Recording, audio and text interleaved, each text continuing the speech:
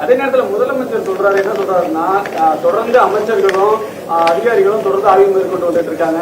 இது monitoring officer அந்த மாவட்டத்துக்கு அனுப்பியிருக்கோம். விவசாயிகளோட பிரச்சனை மட்டும் இல்லாம அனைவரோட பிரச்சனை உடனுக்குடன் சேர்த்து வைக்கிறோம் அப்படின்னு சொல்றாங்க.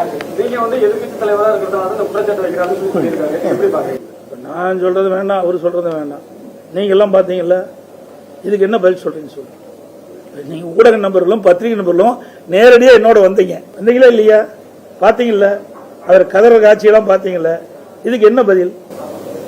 நீங்க 15 லட்சம் மூட்டை நெல் தேக்கம்னு சொல்லும்போது அது தவறு அப்படிங்கிறாரு. இப்ப எல்லா குடோன்லயும் அடுக்கி வச்சிருக்காங்கல்ல, எல்லா குடோன்லயும் உள்ளேயும் இருக்குது. அதாவது ஏற்கனவே நேரடி கொள்முதல் செய்யப்பட்ட நெல்லும் அடுக்கி கிடக்குது. பல திறந்த வெளியில அவர்களும் அடுக்கி அந்த மலையில முளைச்சிருக்குது. எல்லாமே பாத்தீங்க. அதே போல திறந்த வெளி ஒரு பகுதியில தான் பார்த்துருக்கிறோம்.